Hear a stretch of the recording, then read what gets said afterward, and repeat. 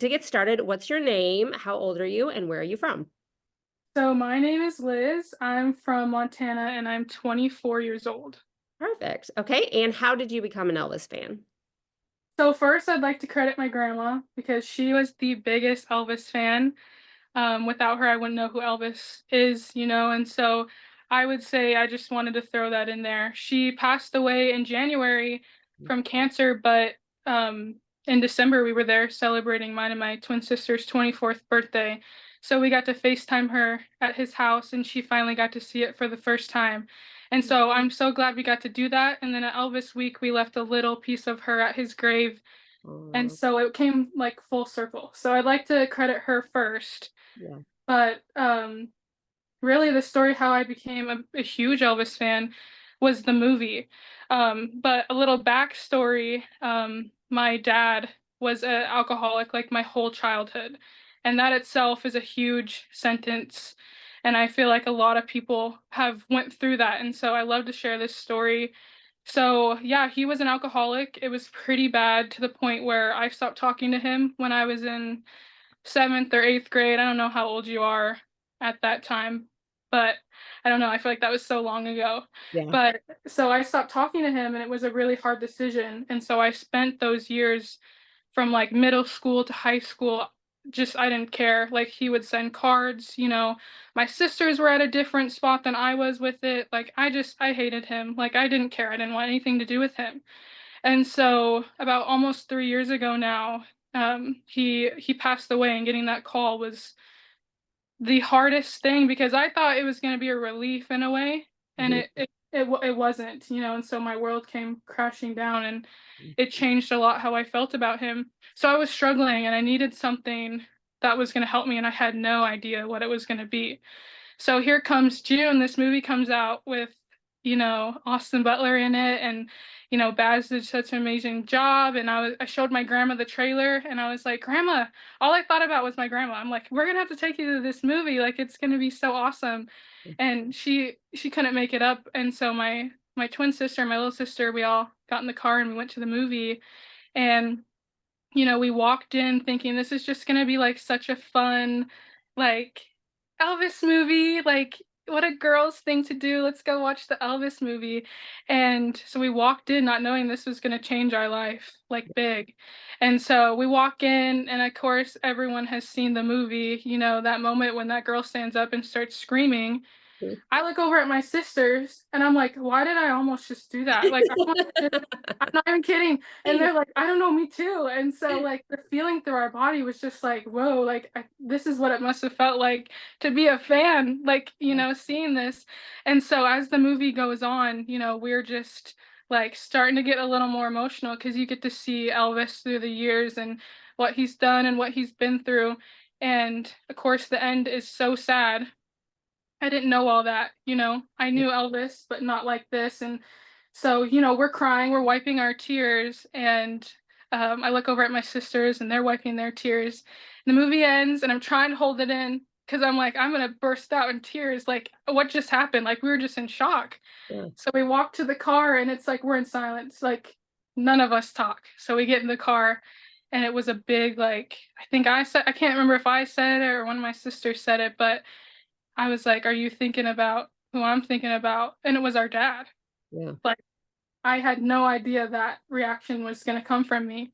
And so for me, I can't really speak for my sisters because they have different journeys, but something that happened to me that day was that was the first time I have ever thought of my dad as a human being. And it really, like, I let Elvis into my heart that day, and it was a lot of black and white for a long time, and it was so colorful after that. I wanted to get to know my dad. Like, how was he as a young boy? Mhm. Like, growing up, becoming an adult. I never thought that before because I didn't care.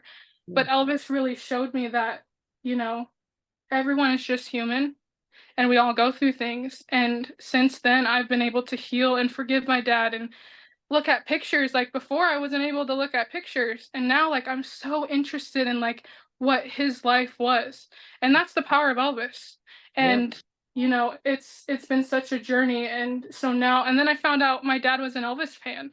Mm. Like, how cool is that? I had no idea. And then my mom found this little like chocolate heart box that we gifted him on a Father's Day when we were super young, and it was had Elvis's face on it.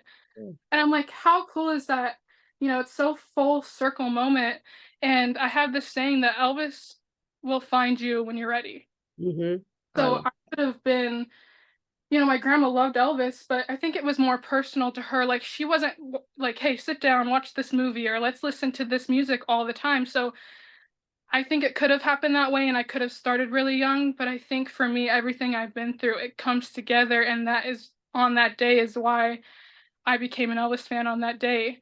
And so it's been so amazing letting Elvis into my life. Yeah, and I think that, a lot of Elvis fans have difficulty, like, seeing that side of Elvis, like, they don't like thinking of him as an addict or, having those issues, but it's such an important part to see about him. Me having almost 12 years sober, I identify with him so much because a lot and, anybody in addiction is kinda turns into a Dr. Jekyll, Mr. Hyde kind of thing, and, the addiction can cloud who you are, and it's so sad. I think he's such a tragic story because he was so great and he was so powerful and he had such talent, but like this addiction took over near the end, and I think it's so beautiful how you explained it of, being able to see your father in that light and Elvis teaching you compassion for your father, and I just think that's such a beautiful story, and it helps you with your sisters too, it sounded like. I know you can't speak for them, but, like, being able to see that and that movie having such a powerful, effect on you, I think that's just so beautiful. Yeah, I mean, how cool too, like it hit all three of us. Like Yeah, it could have hit just me and then they're like, "Yeah, that's okay," But it hit us and like we've never been the same. yeah, And I think a lot of people like to, obviously Elvis is great. His music is so fun, and you get to dress up and you get to do Elvis things. But there's also a side that I love to talk about because Elvis's darker sides and the sides that people don't really talk about, it's comforting to me because I grew up with that. I grew up around a person who was like that.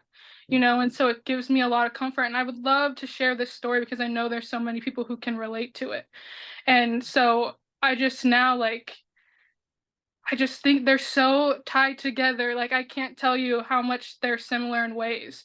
mhm. Obviously there will never be another Elvis Presley, but I think he's showing me ways of seeing, especially my dad in a different light. And so I thank him for that. That is the best gift I have been given from Elvis. So So, my last question is, now that you've been on this journey for a while, what does being an Elvis fan mean to you today? oh man, it means everything. I don't know like where I'd be right now without being an Elvis fan. And like I said, it came into my life at the most perfect time. And I feel so special and lucky to not only be able to have changed, with how I see the world. I was going through a time where I was pretty bitter, I was mad at the world and I was like, I would just shut down. And now Elvis has changed me in a way, and I've learned from him that you just have to be positive. You don't hold those grudges. And that's changed. And just like the opportunities, I get to travel and go do Elvis things, and I get to go see his house. And, at Elvis Week, we got to mingle around people that Elvis knew and were there. And I think being a part of this Elvis community, there's such a responsibility. Like I was sitting at the gospel show, all these events, and it really hit me that a lot of these people who knew Elvis or worked for Elvis or these older original fans, one day they're going to be gone. Mhm. And I'm like, whoa, so it really is up to us. And so I'm like, how lucky am I to be a part of that community to help like save the legacy of Elvis. And my sisters and I have some really exciting news coming out soon. We're starting a fan club, Nice. and hopefully, that'll turn into we could do a podcast and get some people on there. Um, the if anyone's been to Graceland or stayed at the guest house, I'm sure they've met Anna, who serves who serves peanut butter and jelly sandwiches. We got so close to her and got to know her, and she's a friend of ours, and she's pushing us. She's like, "You guys have got to start a fan club. I'm telling you, you and your sisters need to start." And so we're dedicating it to her. And we've already got like our first ever tour guide from our first tour at Graceland. Larisha is so awesome. She wants to be a part of it. Our waiter Ryan that we had, he's from Jamaica. He had us every night at Elvis Week. He found us, he talked to us. You know, I want to get those stories of not just big names, right? I want to get the people who, you know, are part of it behind the scenes too, because everyone has a special part. And I just think Elvis Week opened doors, like meeting people opens doors, and I cannot wait to share my love for Elvis. And I've never been more motivated in my life. Yeah. So Well, it's great. awesome. Thank you so much for talking to me. This has been a really powerful story, and I think it's gonna resonate with a lot of people. So thank you so much for your time. Thank you. It's so nice meeting you. You too.